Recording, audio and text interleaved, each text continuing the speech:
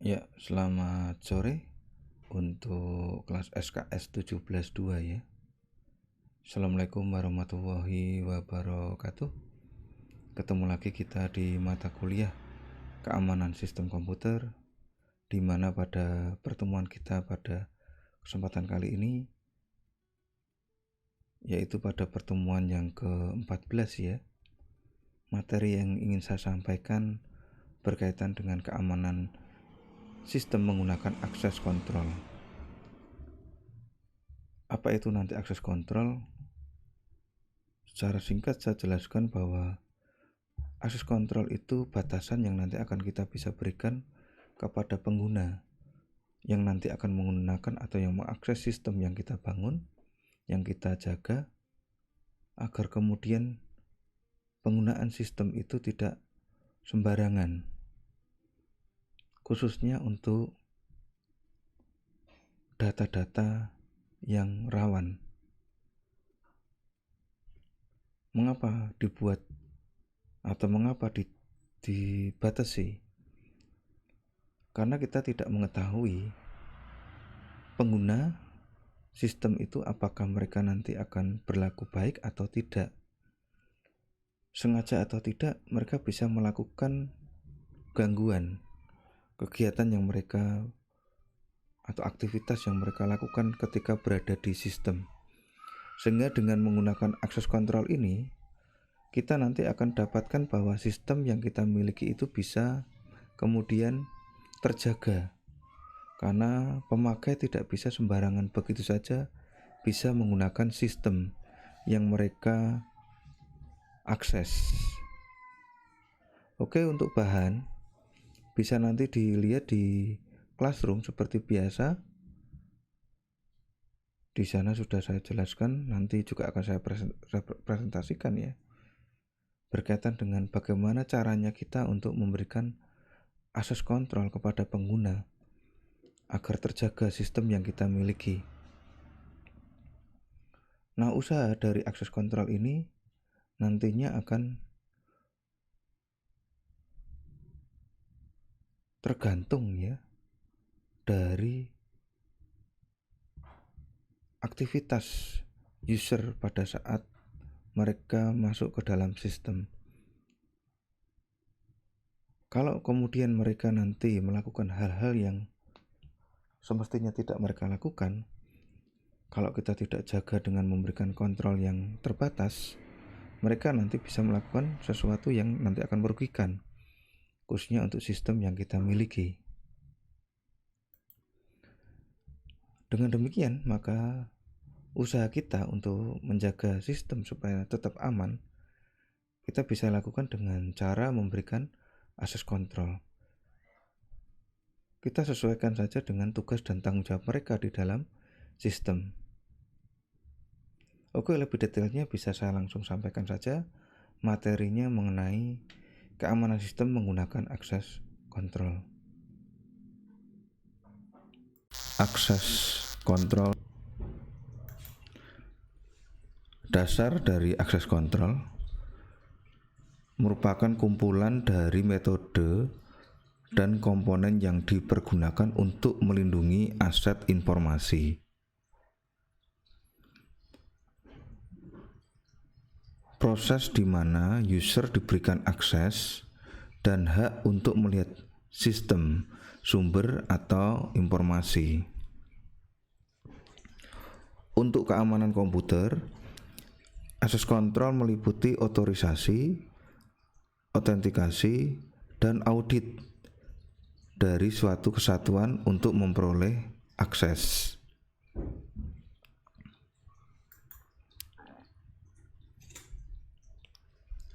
Akses kontrol memiliki objek dan subjek. User manusia adalah subjek yang mencoba untuk mendapatkan akses dari objek atau software. Dalam sistem komputer, daftar akses kontrol berisi perizinan dan data kemana user memberikan izin tersebut.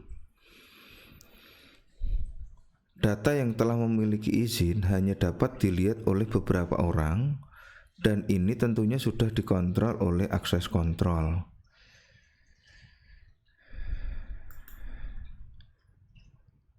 Kontrol akses memberikan kemampuan untuk mendikte mana informasi yang bisa dilihat atau dimodifikasi oleh user.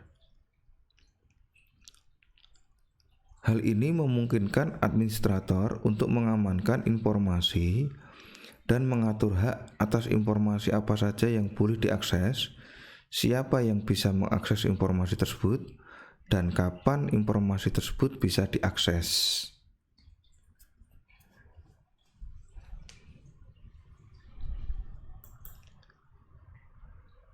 Tantangan akses kontrol.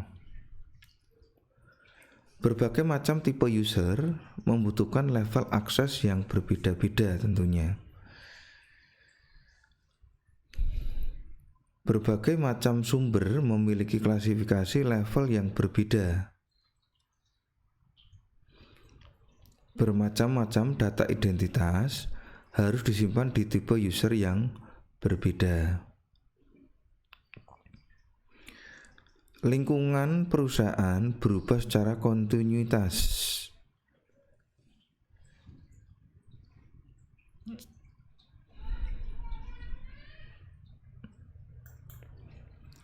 Prinsip dari akses kontrol. Yang pertama, principle of least privilege. Jika tidak ada sesuatu yang sudah dikonfigurasi secara spesifik untuk individu atau kelompok di mana ia berada, user harusnya tidak bisa mengakses sumber tersebut. Separation of duties. Memisahkan area yang bertentangan dari tugas yang bertujuan untuk mengurangi modifikasi data yang tidak sah dalam aset atau informasi dari suatu organisasi.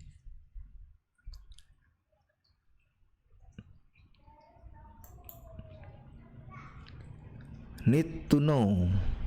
Prinsip ini berdasarkan konsep atas individu harus diberikan akses hanya untuk informasi yang mereka butuhkan untuk menjalankan tugas mereka.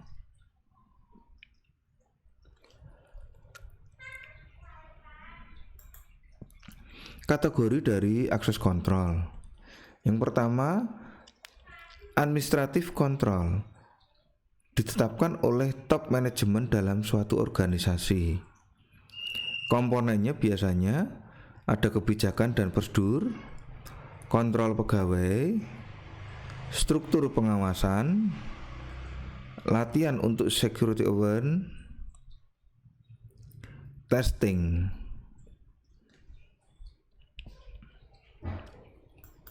Berikutnya, physical control. Mendukung dan bekerja dengan administratif dan technical control untuk menyediakan akses kontrol yang benar. Komponen yang nanti akan dibutuhkan: pemisahan dari jaringan, keamanan perimeter, komputer kontrol, pemisahan area kerja, backup data, cabling, zona kontrol. Technical control, alat yang digunakan untuk membatasi akses subjek ke objek, melindungi integritas dan ketersediaan sumber dengan membatasi jumlah subjek yang bisa mengakses objek, melindungi kenyamanan sumber dengan mencegah penyingkapan ke subjek yang tidak dikenal. Komponen yang nanti akan dibutuhkan: akses sistem, akses jaringan, enkripsi dan protokol, proses audit, dan rancangan dari jaringan.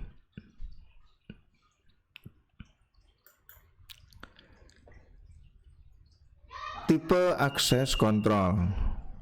Yang pertama ada preventatif, menghindari munculnya hal-hal yang tidak diinginkan. Detektif, mengidentifikasi kejadian yang tidak diinginkan yang sudah muncul. Korektif, membenahi kejadian tidak diinginkan yang sudah muncul. Deterrent, menghalangi pelanggaran keamanan.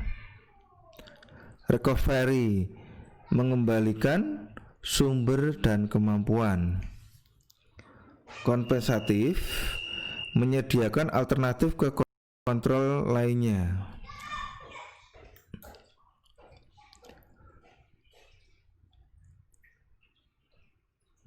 Pemeriksaan dasar dari akses kontrol. Memeriksa apa yang dinyatakan seseorang, yaitu pencocokan password dengan database. Yang kedua, memeriksa sesuatu dengan bukti yang tidak bisa diubah atau permanen, yaitu IP address.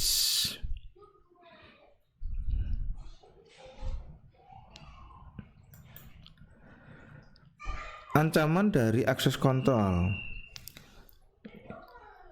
penolakan pelayanan atau denial of service, melimpahnya penyangga atau buffer overflow ya, malfungsi software, malicious software, peretas kata sandi atau password crackers, penipuan atau spoofing, masquerading,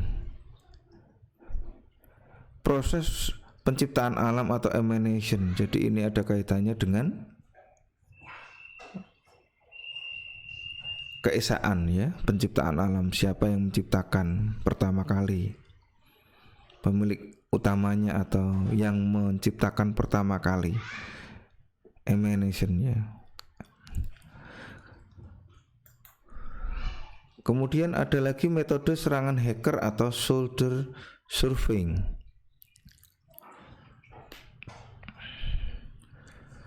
Kemudian penggunaan objek kembali atau objek reuse.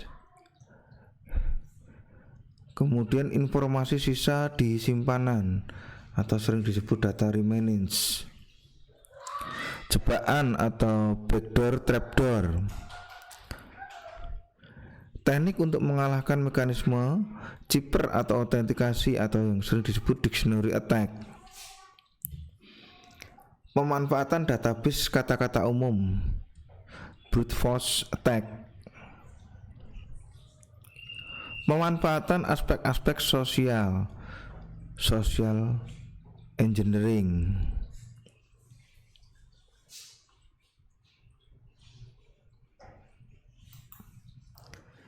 Teknologi dari akses kontrol diantaranya yang pertama ada single sign-on.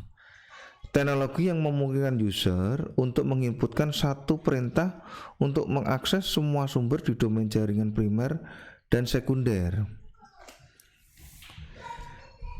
Ada lagi Kerberos, protokol autentikasi yang didesain pada pertengahan 1980 sebagai bagian dari proyek MIT Athena.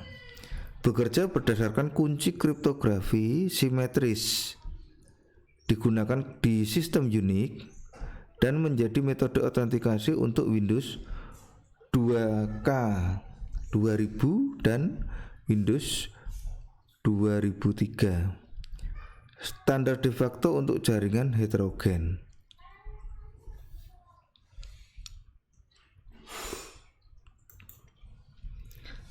Teknologi yang lain, SSIM atau singkatan dari Secure European System for Application in a Multi-Vendor Environment, yaitu teknologi SSO yang dikembangkan untuk peningkatan kualitas Kerberos menggunakan teknik kriptografi simetris dan asimetris untuk melindungi pertukaran data dan untuk mengautentikasi subjek ke sumber jaringan.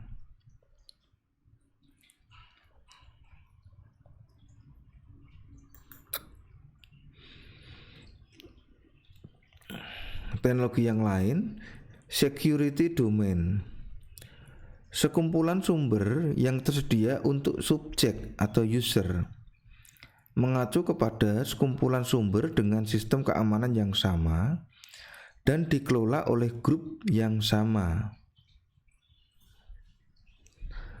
Teknologi yang lain, thin client, kadang disebut juga DAM terminal, berdasarkan atas teknologi di mana user harus login terlebih dahulu ke dalam server untuk menggunakan komputer dan sumber jaringannya. Menyediakan tipe lain dari akses SSO untuk user karena user hanya mengautentikasi ke mainframe saja, yang kemudian akan memfasilitasi user untuk mengakses ke seluruh data jaringan yang dibutuhkan.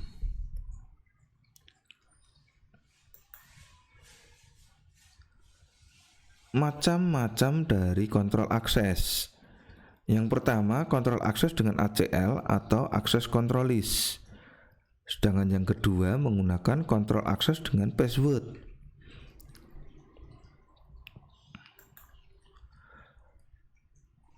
Yang menggunakan kontrol akses control list ya, atau ACL ya, diklasifikasi usernya menjadi owner, user yang mempunyai atau membuat berkas, group, sekumpulan user yang membutuhkan akses yang sama terhadap sumber berkas atau sebuah berkas ya, universe, semua user pada sistem tersebut.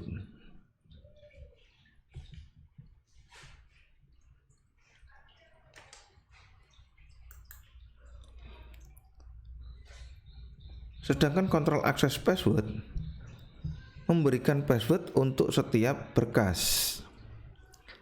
Cara ini efektif jika password dipilih secara acak dan sering diganti.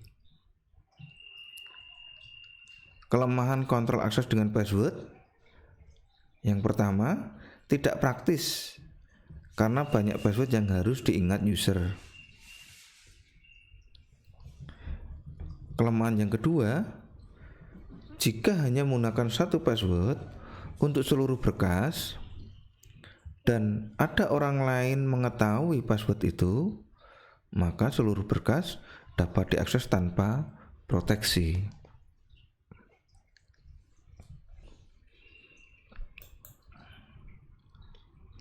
Model kontrol akses sekarang. Yang pertama ada MAC atau Mandatory Access Control.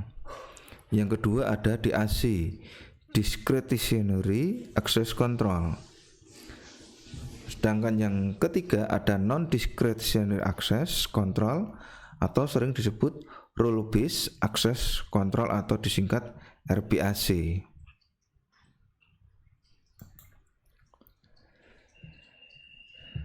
Kita bahas dulu yang MAC ya, Mandatory Access Control.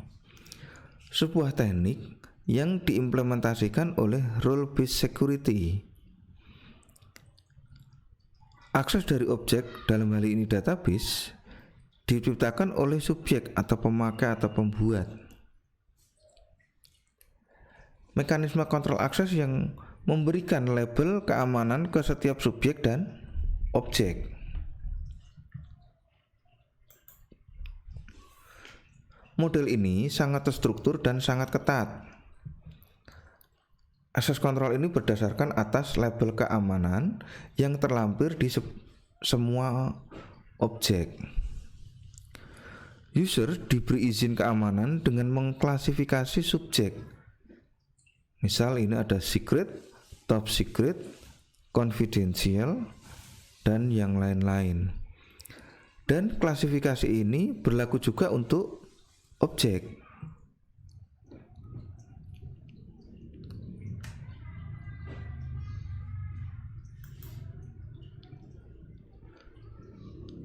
Penggunaan label, komponen label berdasarkan tingkatan atau level. Dalam perintah query, kita bisa lihat di sini perintahnya create label komponen level of type varchar 15 using order set top secret, secret, classified. Artinya apa? Kita menciptakan label ya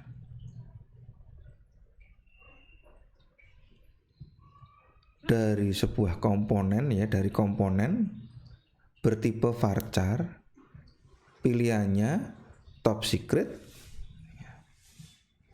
secret dan classified.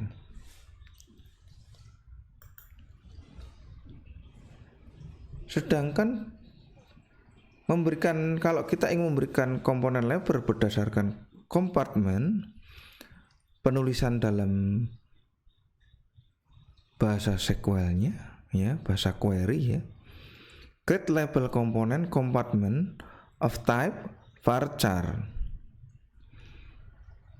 Bertipe varchar lebar 15 using set NATO nuclear army. Nah, jadi ini menggunakan bagian atau kompartemen. Kalau tadi menggunakan level, sekarang berdasarkan bagian-bagiannya.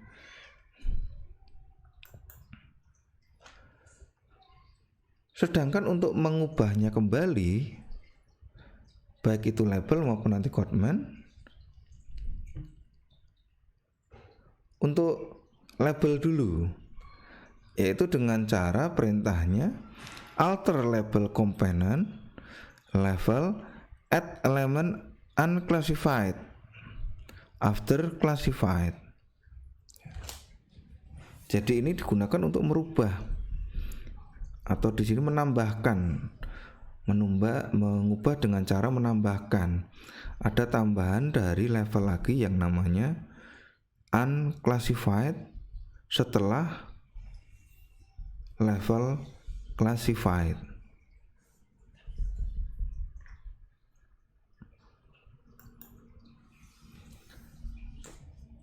Sedangkan untuk daftar tabel ya, klasifikasi data militer.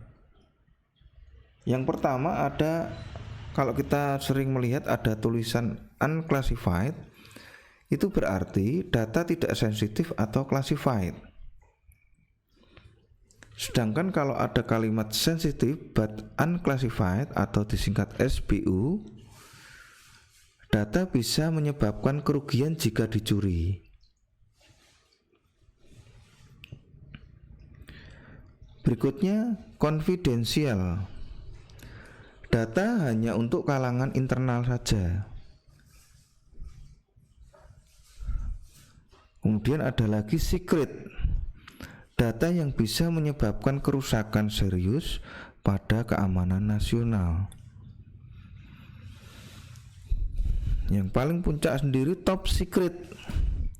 Data yang bisa menyebabkan kerusakan yang parah pada keamanan nasional. Nah, ini pilihan untuk klasifikasi dari data militer. Berbeda dengan klasifikasi data komersil. Yang pertama ada public. Data tidak dilindungi dimanapun. Yang kedua sensitif. Informasi dapat berpengaruh terhadap bisnis ya, dan kepercayaan publik jika tidak dilindungi dengan baik. Sedangkan klasifikasi data komersil yang berikutnya ada private. Informasi personal yang dapat berakibat negatif terhadap seseorang jika bocor. Kemudian ada lagi confidential. Informasi perusahaan yang dapat berakibat negatif terhadap organisasi jika bocor. Nah, ini klasifikasi data komersil, tentunya berbeda dengan militer tadi ya.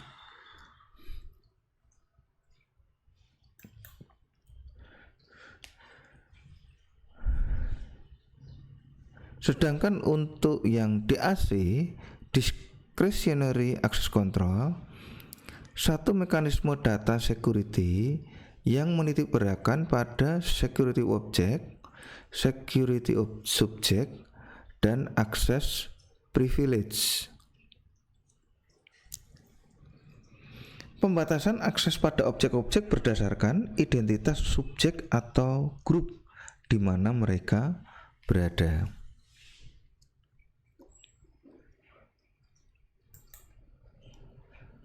Pengontrolannya adalah discretionary dalam artian suatu subjek dengan hak akses tertentu dapat memberikan hak tersebut ke subjek yang lainnya.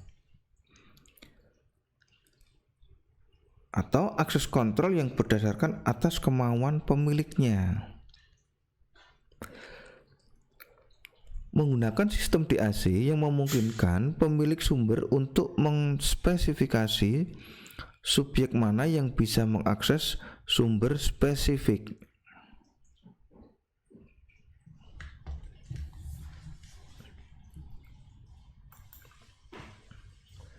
Penerapan model dari akses DAC itu tadi, misal di dalam perintah SQL atau bahasa query ya,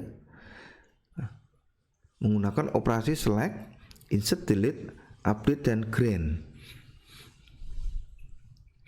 Perintahnya authority AKS itu ya, AKS grant selects kode sub, nama sub, kota sub, delete on supplier to Dian Enrico.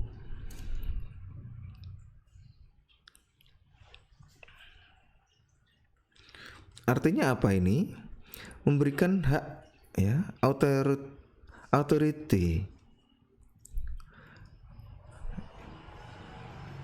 di kolom ya, kode sub, nama sub, dan kota sub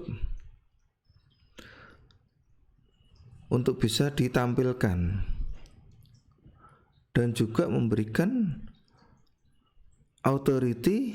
otoritas untuk menghapus, delete di tabel supplier untuk user yang bernama Dian dan Enrico.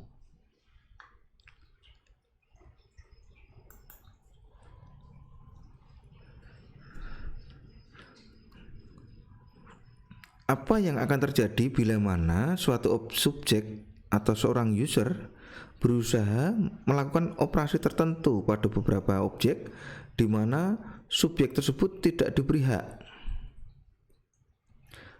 Seperti contohnya ini kan yang diberi hak misal si Dian dan Enrico. Nah, apa yang terjadi selain user Dian atau Enrico ketika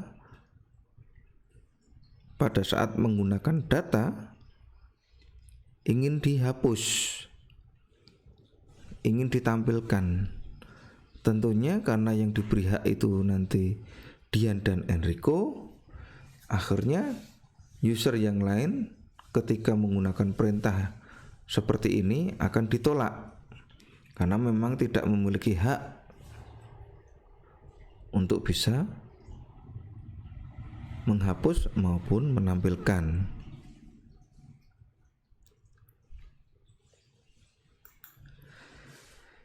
Contoh untuk membatasi subjek terhadap objek dengan menghilangkan peraturan akses terhadap subjek atau dimatikan haknya. Nah, perintahnya revoke grant ini ya. Lengkapnya authority, contoh 3 misal revoke grant delete on supplier from Dian Enrico. Jadi dua user sengaja haknya untuk menghapus dihilangkan. Nah, ini caranya untuk membatasi ya pengguna atau user dengan menerapkan metode atau model aksesnya DAC. RBAC berdasarkan atas tugas user dan menggunakan kontrol administrasi sentral untuk memastikan interaksi antara subjek dan objek.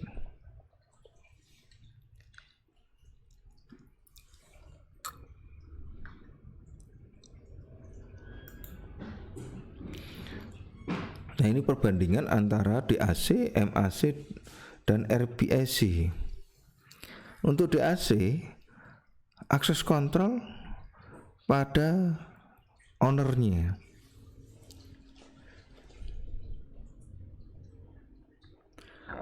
Penerapannya menggunakannya ACL.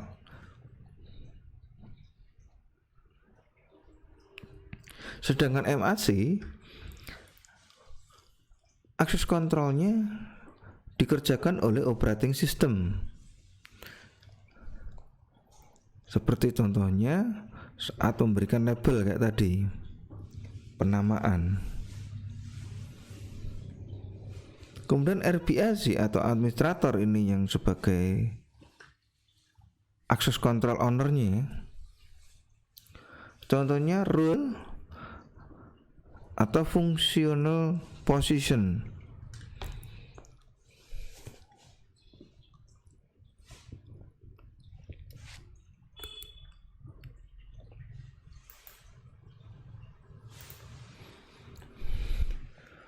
Rule based atau tipe akses kontrol ada yang pertama rule based access control, menggunakan peraturan spesifik yang mengindikasi apa yang bisa dan tidak bisa terjadi antara subjek dan objek. Subjek harus mematuhi beberapa peraturan yang sudah tertera sebelum mengakses sebuah objek. Tipe akses yang kedua, constraint user interface, membatasi kemampuan user dengan tidak mengizinkan user untuk meminta beberapa informasi atau memberikan akses untuk membuka sumber sistem yang spesifik.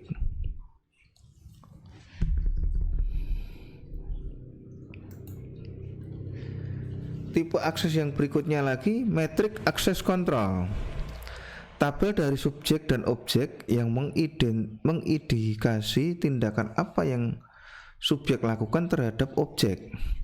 Teknik ini memungkinkan tabel kapabilitas untuk menspesifikasi kemampuan dari sebuah subjek yang berkaitan dengan baik dengan objek.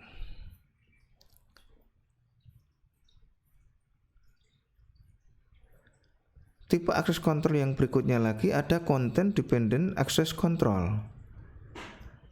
Akses ke sebuah objek berdasarkan konten dari objek tersebut. Kemudian ada lagi context dependent access control. Keputusan akses lebih berdasarkan atas konteks dari kumpulan informasi daripada tingkat kesensitifan data.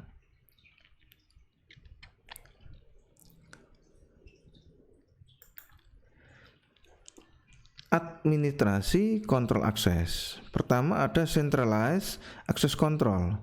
Sebuah kesatuan atau departemen atau individu yang bertanggung jawab untuk mengawasi akses ke semua sumber yang terhubung. Administrasi tipe ini memberikan metode yang konsisten dan seragam untuk mengendalikan hak akses user.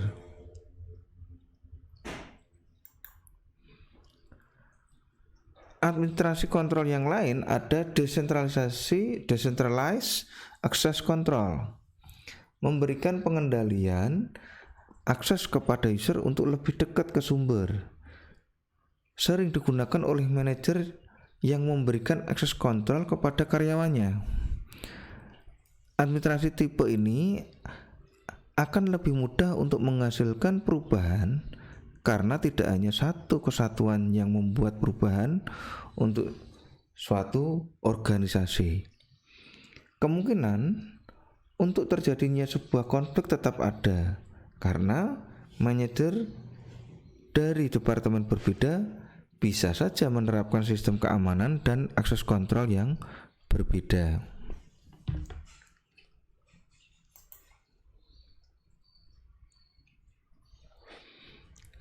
Monitoring akses kontrol. Yang pertama, ada Intrusion Detection System atau sering disingkat IDS. Proses untuk mendeteksi penggunaan yang tidak sah dari sebuah komputer, jaringan, atau infrastruktur telekomunikasi. IDS didesain untuk membantu mengurangi kerusakan yang bisa disebabkan oleh peretasan sistem komputer dan jaringan.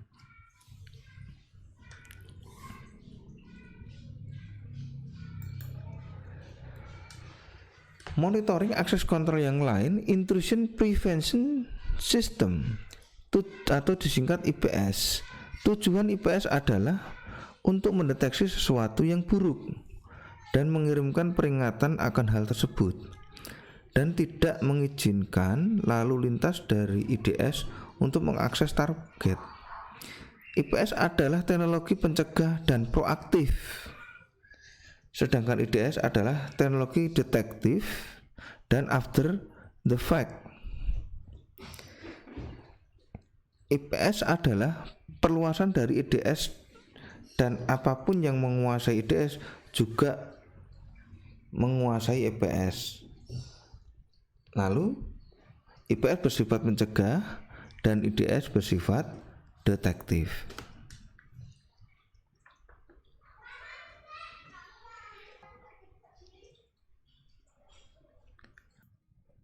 Ya, untuk semua mahasiswa yang pada kesempatan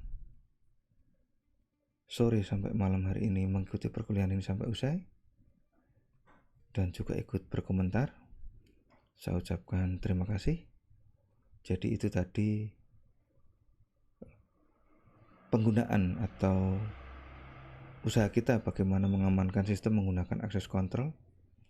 Semoga dengan usaha-usaha ini nanti bisa meminimalkan resiko adanya gangguan keamanan, khususnya di dalam sistem komputer yang kita jaga. Tetap semangat belajar ya. Semoga pertemuan kita kali ini ada manfaatnya. Jaga kesehatan, jaga diri, keluarga, dan lingkungan. Semoga kita dapat bertemu kembali di kesempatan yang lebih baik. Amin ya. Terima kasih sekali lagi saya ucapkan. Saya tutup pertemuan pada malam hari ini dengan bacaan Assalamualaikum warahmatullahi wabarakatuh.